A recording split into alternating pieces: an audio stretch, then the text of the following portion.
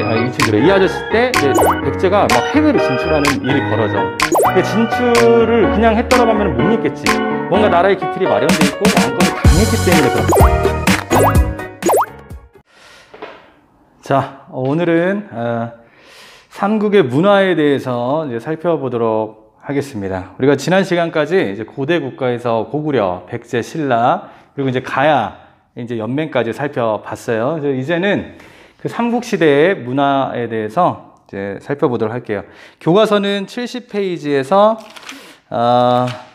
좀 많은데 77페이지까지거든요. 근데 좀 나눠서 하겠습니다. 일단은 이제 70에서 이제 77페이지까지인데 구조화는 조금 교과서랑 좀 다를 수가 있어요. 결국 내용은 나오긴 나오는데 페이지에 너무 연연하지 말고 오늘 필기하는 내용, 강의하는 내용을 잘 듣고 필기 잘 하고 거기에 이제 맞는 부분을 교과서에 찾아서 꼭 읽고 복습을 해야 됩니다. 그리고 필기에서 빠진 내용이 있으면 교과서, 그러니까 교과서에서는 있는데 강의에서 없는 내용이 있을 수 있거든요. 거의 없겠지만 그럼 여러분들이 교과서를 읽고 그 내용을 조금 첨부해야 돼요. 자, 넘어가겠습니다. 자, 삼국의 문화에 대해서 살펴볼게요. 문화. 자, 삼국의 문화에서 스타트는 이제 불교입니다. 먼저 불교를 먼저 살펴볼게요. 자, 불교는 우리가 고대 국가의 특징이라고 했을 때 네 가지가 있었어요. 왕권 강화, 영토 확장, 불교 수용 있었잖아요. 그다음 율령 반포까지 그 중에 하나입니다. 불교. 자, 불교를 왜 수용하게 됐는지 그 배경 보면 중앙 집권적인 고대 국가를 만들려고 했다. 고대 국가의 특징 네 가지가 있었으니까 이제 그걸 잘 상기하면 되겠지. 힘이 왕이 중앙에 살고 있으니까 중앙으로 모여드는 거죠. 왕한테, 그러니까 쉽게 얘기하면 왕권 강화를 위해서 불교를 수용했다라고 보면 됩니다. 여기 나와 있네. 자, 왕권 중심으로 국가를 통합하려고 한 거죠. 통합의 필요성을 느껴서 불교를 수용한 거다. 왜? 이전에는 이제 불교가 있기 전에는 많은 이제 군장들 또는 족장들이 믿는 신이 다 달랐던 거야. 지역마다 다르잖아, 지역마다. 특히 이제 어촌에 가면 용왕신 이렇게 빌잖아. 이제 낚시래. 그 배에서 이제 뭐 어부들이 활동하려고 하면은 파도 치거나 날씨에 따라서 되게 위험하잖아. 이제 그러니까 용왕님한테 비는 거지. 날씨 좀 좋게 해달라고. 이제 그와 같은. 그다음에 뭐 산에 사는 사람, 동네가 산에 있는 데는 산신령을 믿거나 그러겠지. 뭐 위험한 호랑이나 이런 짐승들로부터 좀 안전하게 지켜달라고. 그처럼 각 지역마다 종교적 차이가 나. 근데 그걸 통합하기 위해서 고등 종교가 필요했던 거지. 그래야 나라를 통치하기 편하니까.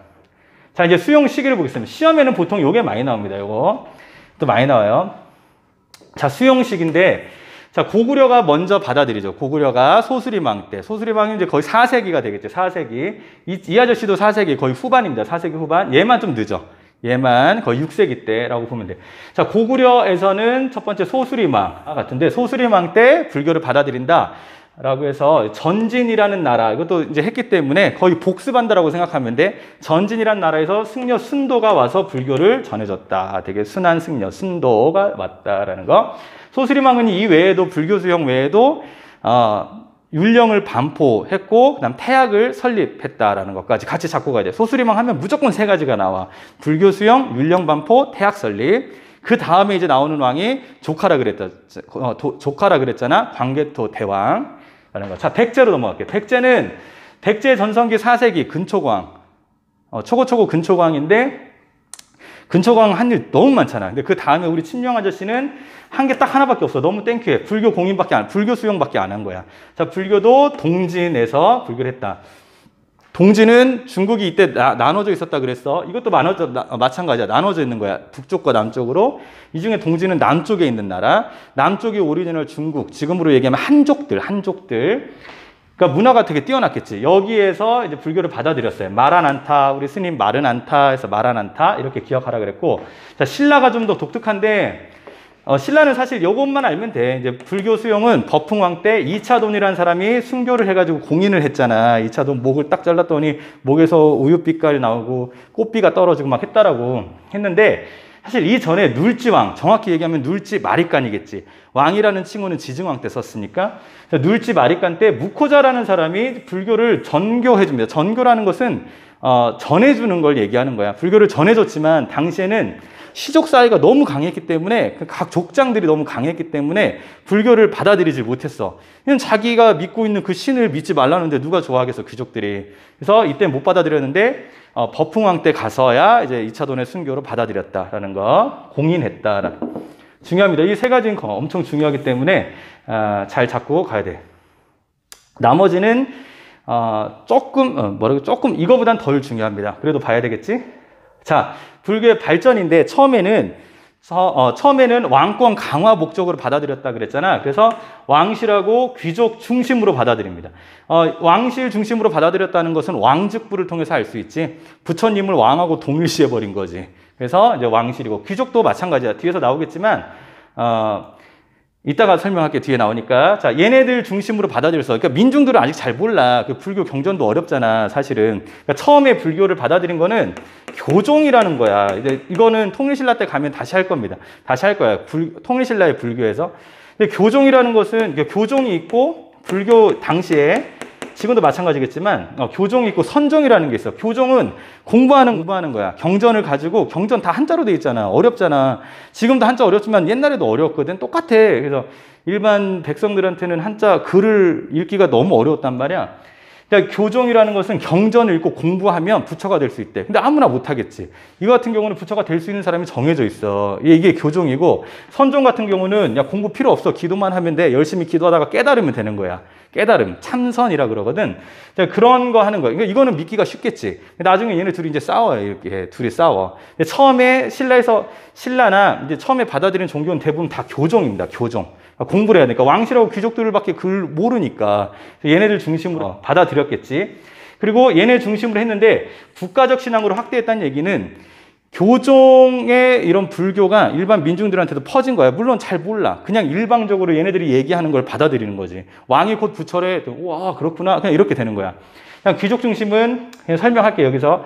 귀족은 업설이라고 해가지고, 야, 내가 귀족으로 태어난 거는 말이야, 전생에 정말 그러니까 내가 만약에 개로 태어났어. 그럼 개로서 열심히 산 거야. 주인한테 막 딸랑딸랑 하고 막 열심히 자기 맡은 역할에 충실했기 때문에 다음에 태어났을 때, 환생했을 때 난 귀족이 되었던 거야. 이렇게 얘기하는 거야. 네가 노비로 태어난 거는 네가 전생 때 죄를 많이 지었기 때문에 그래. 거지같이 살아가지고 노비로 태어난 거야. 또는 개미로 태어난 거야. 뭐 지렁이로 태어난 거야. 이렇게 얘기하는 거야. 얘네들이 그렇게 얘기했다고. 그러니까 귀족으로서, 이제 노비들이나 일반 농민들, 힘들게 사는 농민들은 반란 안 일으키겠지. 그래. 내 업보지. 내가 과거에 죄를 지었기 때문에 난 이렇게 태어난 거야. 어느 정도는 좀 일리가 있는 것 같아. 물론 진짜 없어 난 믿지는 않지만, 뭐 윤회사상이라고 하잖아. 계속 다시 태어나고 하는 건데. 그래도 그렇잖아. 시험 기간 앞두고 나서 3월 달부터, 우리 이제 중학교 2학년은 이제 7월 달에 시험을 보잖아. 그러면 7월 한 둘째 주까지 열었어. 대박 막 논 거야. 그리고 나서 시험 잘 보기를 기대한다? 그거 똑같은 거지. 그치? 이제 시험 성적 딱 까보면 결과가 나와주잖아. 뭐, 그러고 이제 넘어갔어. 다음 학기 2학기로 갔어. 또 성적이 안 나와. 그래도 해피하겠지. 당장에 피해보는 게 없는 것처럼 보이니까. 근데 문제는 내년 3학년이지. 이제 3학년 1학기가 끝나잖아. 그럼 니네들은 2학기 때부터 원서를 쓰기 시작할 거야. 학교를 한 군데밖에 못 써. 200점 만점 중에서 너네들이 가진 점수로. 그때는 현타가 오겠지. 그때 보통 이러겠지. 나에게 1년만 시간이 더 주어졌더라면 다시 타임머신 타고 2학년으로 돌아가면 내가 이렇게 안 살 텐데. 늦은 때야, 그때는. 후회 연속이지. 똑같은 거지. 그걸 좀 극대화해가지고 뭐 전생 얘기를 한 거겠지.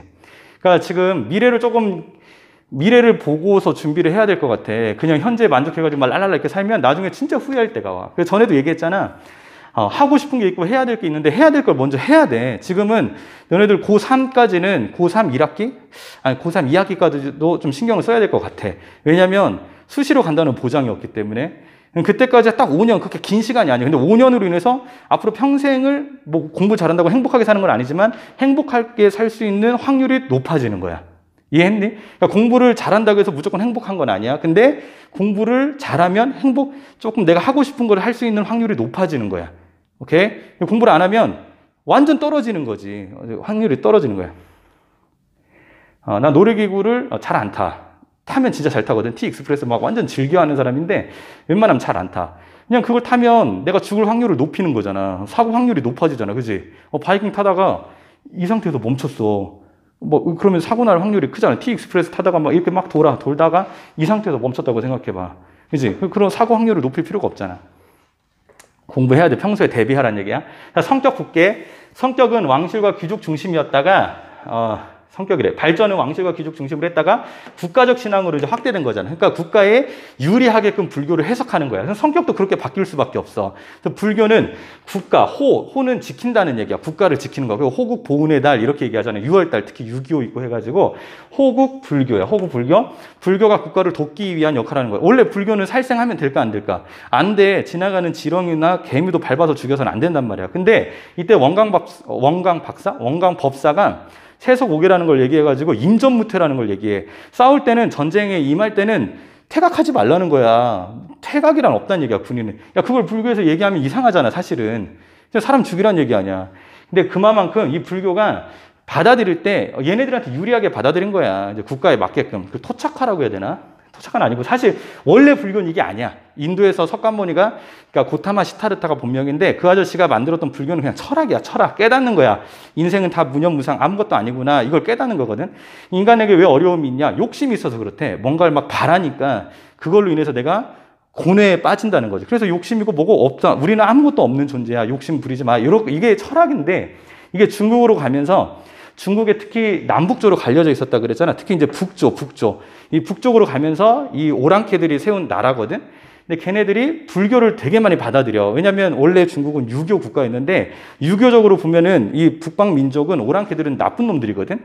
그러니까 얘네들을 좀 뒷받침해 줄 수 있는 철학이 필요해. 그래서 불교를 가져와 가지고 혼합시켜 버린 거야. 나라를 운영하는데 유용하게끔. 나라를 운영하는데 유용하려면 왕권이 강화돼야 되겠지. 그래서 호국불교라든가 왕과 부처를 동일시한다라든가 이런 철학이 발전한 거야. 오리지널 불교는 아니겠지. 자, 호국불교. 그 다음에 불교는 당연히 귀족적이야. 아까 업설 얘기했잖아. 업설, 윤회사상, 전생, 그걸 기억하면 돼. 자, 그러면 불교를 받아들인 목적 계속 반복했는데 한 번 더 정리해볼게. 4가지로. 역할이라고 돼. 불교의 역할 또는 받아들인 목적, 불교를 수용한 목적. 첫 번째는 왕권 강화야. 넘어갈게요. 왕권 강화. 너무나 자명한 일이지. 고대국 가면 무조건 왕권 강화야. 왕권 강화. 왕족불. 왕이 곧 부처다. 두 번째, 신분 질서. 왕이 있고 귀족이 있고 평민이 있고 노비가 있단 말이야. 그 신분 질서를 정당하는 거. 업설. 너가 전생 때 죄를 지어서 그래. 전생 때가 노비로서 충성하지 못했기 때문에 너는 또 노비로 태어난 거야. 너는 강아지로 태어난 거야. 이렇게 된 거지. 그다음 내가 귀족인 거는 전생에 열심히 살았기 때문에 내가 맡겨진 역할에 충성했기 때문에 그렇다. 자, 그 다음에 또 백성들의 사상을 통합하는 역할을 하겠지. 믿는 게 다 다르면 통합하기 어렵다 그랬어. 국가를 운영하는 데 있어서 지금 우리나라는 종교의 자유가 있지만 뭐 있을까? 요즘에 신천지가 문제가 많이 되지만 뭐 신천지, 뭐 기독교, 교회, 뭐 천주교, 그 다음에 불교, 힌두교, 이슬람교 뭐 등등등 되게 많단 말이야. 그럼 통합하기가 진짜 어려워, 나라가. 그래서 이제 사상을 통합하려고 불교를 국가 종교로 만들어버린 거야. 그 다음에 그럼 사상을 통합하는데 이 화랑도가 엄청난 역할을 해. 화랑이라는 거 저번에 얘기했잖아. 꽃미남들이라고. 얘네들이 꽃미남이야. 근데 얘네들 이 화랑을 뭐라고 생각했냐면 미륵이라고 생각했어. 그 부처님이 하생하신 거야. 그러니까 내려오신 거야. 내려와서 인간이 된 거지. 인간의 모습으로 보여준 게 화랑이다라고 한 거야. 화랑은 두 종류가 있어. 첫 번째 화랑이 있어. 그 다음에 그를 따르는 그 우두머리를 따르는 낭도 이렇게 구성돼 있어. 뭐 정확히 세분화하면은 더 나눠져 있는데 그 중에 짱을 풍월주라 그래. 리더. 화랑도 예쁜 애들. 자, 미륵불 신앙. 미륵은 부처님이야. 부처님 이름 되게 많아. 종류도 되게 많고. 그 중에 미륵이라는 부처는 불이 부처란 뜻이야. 도솔천이라는 곳을 관장해. 도솔천. 그래서 미륵한테 우리가 이제 자꾸 빌면 도솔천으로 가게 되거든. 뭐 이런 거. 아미타 신앙이라고 있는데 미타불이라고도 있어. 다음에 나올 거야, 미타. 미타가 있는 곳은 우리가 익숙한 극락에 가는 거야. 미타불은 극락에 가게 하고, 이 미륵불은 도솔천에 가게 하고 하는데, 이 사람이 밑에 내려가지고 이 상생은 우리가 위로 올라가는 거야. 누구지? 미륵이 있는 곳으로 가는 거를 상생적이라 그러고, 하생적 미륵 신앙이라는 것은 부처가 내려온 거야. 내려온 사람이 누구겠어? 왕이란 얘기야, 왕 또는 이제 화랑. 화랑 왕하고 되게 친하다. 뭐 이렇게. 김유신 화랑이라 그러잖아. 자, 그 다음에 문화 발전에 영향을 줘요. 4가지. 왕권 강화, 신분 질서 강화, 백성들 사상 통합 또는 화랑도 이런 것들이 있고, 문화 발전. 무슨 얘기냐면 불교가 올 때 그냥 불교라는 종교만 오지 않아. 불교라는 종교 안에는 여러 문화가 있단 말이야. 노래도 있을 거고, 건축 양식, 탑, 절 양식이라든가 옷, 스타일 이런 것들 있잖아. 우리가 서양 기독교를 받아들였어. 그러다 보니까 노래가 옛날에는 그 파가 없나? 우리나라 노래 파하고 시가 없나? 뭐 그렇잖아. 아무튼 뭐 아리랑 뭐 음인계가 몇 개 없단 말이야. 근데 기독교를 받아들이면서 서양 음악이 건너오게 됐어. 그러니까 찬송가 같은 거. 근현대사 가면 다 배울 건데. 그다음에 옷 있잖아. 서양식 복장, 서양식 음식, 서양식 문화, 뭐 서양식 교육 이런 것까지 다 같이 오는 거야. 그 문화가. 이해했니? 그러니까 이것도 종교를 받아들인다는 것은 여러 가지 딸려오는 그런 부수적인 효과들이 있는 거야. 문화적 효과가 있는 거야. 중국과 서역의 문화를 수용했어. 뭐 음악, 뭐 있지 탑, 뭐 건축, 공예, 뭐 이런 것들. 뭐 만드는 것들도 많잖아. 이제 문화재 다 나올 거거든. 영가 7년명 금동열의 입상이라든가 금동 미륵보살 방가사유상이라든가 굉장히 많잖아. 또는 마의 삼존불이라든가 이제 이런 것들까지 같이 온 거지. 같이 온 거. 지금 우리나라 문화재로 남아 있는 거 아니겠니? 이렇게. 자, 불교에 대해서 살펴봤어요. 자, 우리가 이제 불교를 살펴봤고, 지금 이제 도교를 살펴보겠습니다. 원래 여기가 좀 뭔가 횡한데, 이 다음에 이제 무덤에 대해서 이제 배울 거거든. 근데 무덤 내용이 좀 많아가지고, 이게 다 쓸 수가 없겠더라고. 썼다가 지금 지운 건데, 그래서 먼저 도교를 하고, 이제 고분, 그러니까 무덤에 대해서 살펴볼게요. 자, 도교를 살펴볼게요. 이제 아까는 불교를 살펴봤고, 도교는 종교적인 기능도 하긴 하는데, 보통은, 여기는 안 써놨네? 여기 있네. 보통 예술적인 예술의 영향을 많이 끼쳐요. 도교 같은 경우는. 그래서, 불교는 거의 종교고, 물론 도교랑 좀 짬뽕된 면도 없지 않아 있어요. 예를 들어서, 불교에 가면, 절에 가면 삼신각이라고 있어요. 삼신각. 이제 그런 것들이 이제 도교가 반영된 거거든. 사실 원래 불교는 없는 건데. 자, 이제 도교라고 하면 그냥 간단하게 그냥 산신령 할아버지 생각하면 돼. 산신령. 뭐 있잖아요. 이렇게 나무꾼이 어렸을 때 다 읽었을 거 아니야, 이제. 나무를 베고 있다가 도끼가 빠졌어. 도끼가 빠졌는데 산신령이 나와가지고 금도끼 이거 네 거냐? 아닌데요? 은도끼 네 거냐? 쇠도끼 네 거냐? 했을 때 어머 착하구나 해가지고 금도끼, 은도끼 다 줬다. 막 이런 얘기 있잖아. 그거 사실은 그렇게 안 하겠지. 요즘 현대판은 이거잖아요. 금도끼 네 거냐? 아닌데요? 뭐 은도끼 네 거냐? 아닌데요? 쇠도끼 네 거냐? 네, 이것만 줬잖아. 이게 이제 도교예요, 도교. 자, 도교는 산신령 생각하면 된다 그랬어. 도교는 그러니까 산이나 천, 물 이런 걸 숭배하는 거야. 산이나 바다 또는 강, 뭐 이런 것들을 숭배하는 거야. 자연을 숭배하는 거야, 도교. 나중에 노장사상이라고도 하는데, 이제 그건 이제 세계사 때 나오니까 더 도교에 대해서는 좀 더 깊게 그때 배울 거야. 도교가 보통 이제 나올 때는 유교 또는 법가, 유가, 법가, 뭐 노장사상의 도가, 뭐 이런 거 같이 배울 거거든. 종행가, 뭐 이런 것들이 있는데 그때 이제 같이 배울 거라서 좀 깊게는 안 가고 얕게만 가겠어요. 산신령 할아버지 생각하면 돼. 자, 산신령, 신선사상이야. 막 산신령, 신선사상. 자연을 숭배한다라는 거. 이거 이제 결합해가지고 나왔던 게 산신령 하면은 되게 할아버지인데 나이가 되게 많잖아. 막 1000살 살고 2000살 살고 막 이러잖아. 몇백 년 살고. 그것처럼 불로장생이 나와, 불로. 불로장생은 불 아니다, 로는 늙지 않는다라는 거야. 늙지 않고 오래 길게 산다라는 얘기야. 늙지 않고 뭐 오래 산다라는 뜻이지. 되게 끔찍하지. 아닌가? 괜찮은 건가? 그 다음에 이런 것들은 누가 어디서 유행하냐면 이제 귀족 사회에서 유행하는 거야. 노장 사상들 막 풍어를 읊는 거지. 자연을 보면서 노래한다라든가 또는 자연을 보면서 시를 쓴다라든가 그런 거 있지. 보통 연예인들 하면 보통 도교라고 생각하면 될 것 같아. 자, 예술에 영향을 많이 끼쳤다 그랬어. 종교긴 종교지만 종교에도 영향 끼치지만 거의 다 대부분 예술이야. 고구려를 먼저 살펴보면 사신도라고 있어. 강서대묘라고 해가지고 고구려에 있는 무덤 중에서 이제 사신도가 그려져 있는 벽화. 무덤 안에 이제 배울 텐데 굴식 돌방 무덤이라고 해서 무덤 안에 들어가면 방처럼 돼 있어. 방처럼. 거기 이제 사면에다가 이제 사신도를 그려놓는 거야. 그 사신도라고 하면은 그 상상의 그런 동물들 있잖아.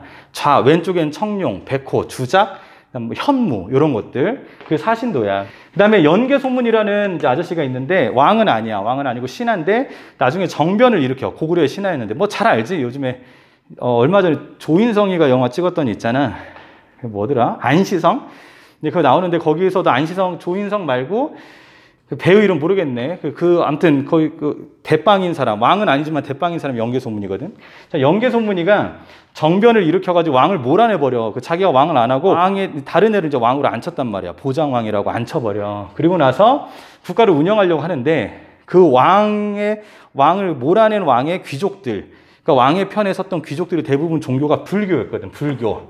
그러니까 얘는 그러니까 귀족들이 얘를 되게 싫어하기 때문에 그 귀족들하고 붙어 먹었던 애들이 불교인데 이 불교도 당연히 얘를 싫어하겠지. 그래서 얘가 불교를 되게 얘도 배척하고 새로운 종교를 국가의 종교로 이렇게 공언해 버리거든. 그래서 도교. 그래서 영계소문은 도교를 장려한 거야. 고구려에서. 그러니까 되게 정치적인 힘이 작용한 거지. 자, 순수 종교로서가 아니라 정치적인 힘. 그래서 종교는 정치하고 좀 분리될 필요가 있어. 그 재정 일치 사회. 재정 분리사회 우리가 배웠잖아. 그러니까 지금은 종교하고 정치는 좀 분리돼야 돼. 그래야 건강한 것 같아. 그 다음에, 뭐, 그렇지 않을까? 만약에 대통령이 막 진짜 스님이 대통령이야. 그러면 기독교를 되게 탄압할 거 아니야. 기독교보다는 불교한테 더 유리하게 국가를, 뭐, 정책을 펴거나 제도를 더 유리하게 하겠지. 기독교에도 마찬가지고. 그래서 종교는 정치하고 분리되어 있어야 돼. 백제 같은 경우는 좀 많은데, 산수무늬 벽돌이야. 산과 수, 물을 이렇게 무늬로 만든 그런 벽돌이야. 뭐, 이렇게 뭐 벽돌이 있으면 여기 뭐 산 있고, 욕 같네. 아무튼 뭐 산 있고 막 이런 거 있잖아. 산. 그래도 욕 같네. 아무튼 이런 벽돌에 산수 무늬가 많은 그 산, 그다음 물 이건 다 도교라 그랬잖아. 이런 것들을 숭배하는 거는. 그다음에 금동대학로라고 해서 와 이거 진짜 유명한 건데 이것도 유명해. 다 유명해. 이거 나오면 다 도교인데 여기 공부는 이렇게 잡고 가야 되겠지. 사신도가 나오면 어느 종교야? 도교야. 그리고 고구려 거야. 그 다음에 산수무늬 벽돌이 나오면 백제 거고 도교야. 이렇게 공부하면 돼. 금동대학로는 이거 사실은 이제 절에서 쓰는 거야. 절에서 쓰는 향로야, 향로. 여기 뭐 사진 나와 있을 텐데 보면 향로인데 요게 이제 불교에서 쓰는 거지만 맨 위에 보면 봉황도 있고 거기 안에 보면 뭐 개구리라든가 그 가운데에는 이제 막 산도 표현되어 있고 이러잖아. 그래서 도교의 그런 영향을 받은 예술품이기도 하지. 근데 이거를 부여에 가면 박물관이 있어. 거기 예전에 보여줬거든. 물론 모조품이지. 진짜 거 한번 봐봐. 그럼 진짜 아름답거든. 생각보다 커. 향로가 크고. 여기서 예전에 내가 갔을 때 그거 향을 피워주는 장면이 있었어. 실제로. 향을 이렇게 피워줘. 모조품이니까. 뚜껑 가운데가 열려서 향 꽂고, 향 하면 보통 이제 불교에서 하는 거잖아. 그래서 향에 불을 켜고 다시 딱 닫으면 거기서 막 산에서 막 연기 나는 것처럼 효과가 그렇게 돼 있어. 여기 나와 있는 곳에서 막 연기가 나와. 그 가운데 몸통에서. 되게 멋있더라고. 그 다음에 무령왕릉은 이제 벽돌 무덤이라 그랬고, 무령왕 같은 경우는 웅진 시대의 왕이었어. 다시 막 왕권을 강화시키려고 했던 왕이야. 이 무령왕릉에 지석이 있다 그랬잖아. 글씨가 쓰여져 있는 석판인데, 거기에 토지신에게 막 이렇게 한 내용이 있어. 토지신 같은 경우는 도교를 상징하고 있어. 자, 신라로 넘어갈게. 신라 같은 경우는 화랑도야. 신라 뭐 큰 그건 없는데, 화랑도가 약간, 화랑도 하면은 이제 보통 불교하고도 이제 관련이 있다 그랬잖아. 미륵불이 현생한 거라고, 미륵불이 내려온 거라고 얘기하고 있는데, 화랑도는 불교도 섞여 있어. 그러니까 유교, 불교, 도교. 왜냐면 얘네들이 풍월주라 그랬잖아. 여기 리더가. 그러니까, 산천, 좋은 데 가서, 물 좋고, 뭐 산 좋고, 공기 좋은 데 가가지고 거기서 수련하거든. 거기서 또 막 노래도 하고, 막 시도 읽고 그래. 그런 것도 같이 해. 그래서 유교, 불교, 도교의 그런 모습을 보이고 있어. 화랑도 같은 경우는. 그리고 이제 경주에 가면 김유신묘였던 것 같은데 내가 기억이 잘 안 나. 근데 거기 가면 그 무덤에 무덤을 이렇게 두르고 있는 돌이 있어. 거기에 12지신상이 새겨져 있거든. 이건 도교잖아. 우리 배웠지? 육식갑자 할 때 자축인묘 진사오미 신유술에. 다 도교적 그런 동물이거든. 여기 이제 있는 거야. 그러니까 도교의 영향을 받은 그런 유물들, 그러니까 예술품들이 이렇게 있다라는 거. 자, 이제 고분, 그러니까 무덤에 대해서 이제 살펴볼게. 지금 이제 고대 국가의 무덤이잖아. 우리 한번 복습해 볼까? 처음에 이제 구석기 시대 때는 특별히 무덤이랄 게 없었겠지. 구석기 시대 때는 무리사회였으니까. 신석기 시대도 뭐 별로 그게 그닥 중요하지 않은데 무덤 하면 이제 떠오르는 시대, 그러니까 가장 중요한 시대가 청동기 시대야. 고인돌이 전 세계 한 70%인가 60%가 우리나라에 있대. 무덤의 나라지, 무덤의 나라. 하고 이제 철기 시대는 무덤이 좀 적어져. 이제 널무덤. 이런 게 나오고, 이제 그 다음 고대 국가야.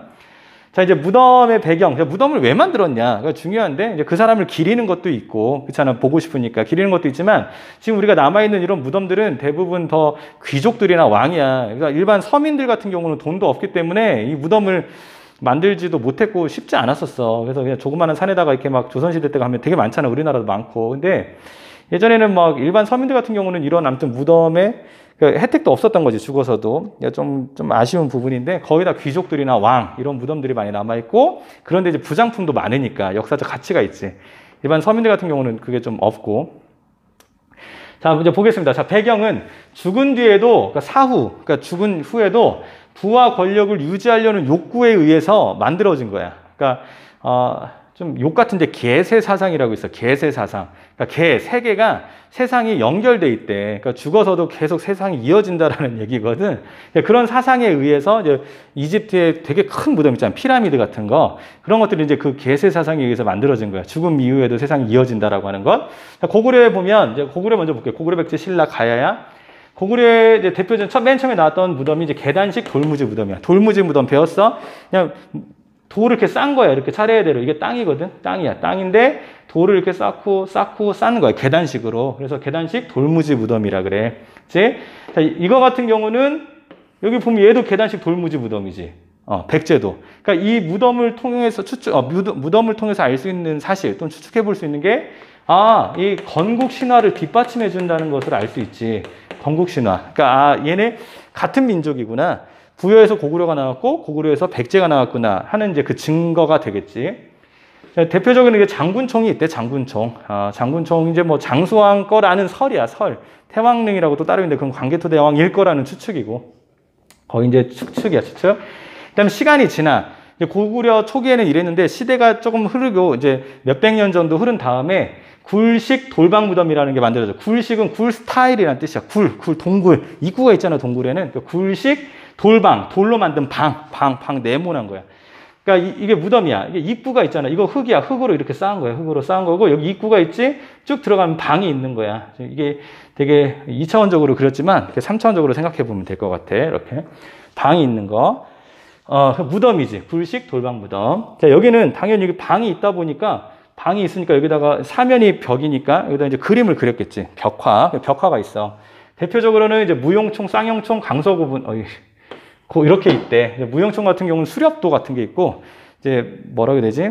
수렵도, 짐승들 사냥하는 거, 이런 것도 나와 있고, 무용하는 것들 나와 있고, 쌍용총 같은 두부상 나온 거 이제 쌍용총 있고, 강서구분 같은 경우는 아까 얘기했지만 사신도, 여기 사신도가 있는 거야. 사신도. 좌청룡, 우백호, 남주작, 북현무 뭐 이렇게 있는 거. 현무 약간 거북이 같은 거 있잖아. 뱀하고 거북이 합해 놓은 거. 그런 거 얘기하는 거야. 자, 여기는 벽화가 보면 처음에는 아까 수렵도처럼 수렵도라 그랬잖아. 무용하는 거. 생활도였어. 생활도를 그렸는데 시기가 좀 더 뒤로 갈수록 더 뒤로 간다는 게 뭐라고 해? 현재에 가까울수록 사신도로 바뀌어. 되게 추상적인 걸로 바뀌는 거야. 추상적인 거. 사신도로 바뀌었다. 그리고 이 굴식 돌방무덤 같은 경우는 보니까 여기 입구가 있잖아. 그러니까 얘네 도굴꾼들이 뭐 긴 쇠꼬챙이 같은 거 가지고 막 푹푹 찌르고 다녀. 찌르다가 하나 딱 들어가면 입구가 있네 해서 파헤쳐가지고 들어가서 여기 있는 거 부장품들 다 가지고 나온단 말이야. 그래서 실제로 남아있는 게 많이 없어. 유물이 남아있는 게 없어. 다 가져가가지고 나쁜 새끼들이지. 가져가지고 막 파니까. 그래서 입구가 있어. 입구가 있고 도굴하기가 굉장히 쉽겠지. 굴식 돌방무덤 같은 경우. 그래서 실제로 남아있는 게 별로 없습니다. 굴식 돌방 도굴꾼 때문에 그래. 그걸 또 어떻게 알았는지 참 대단한 것 같아.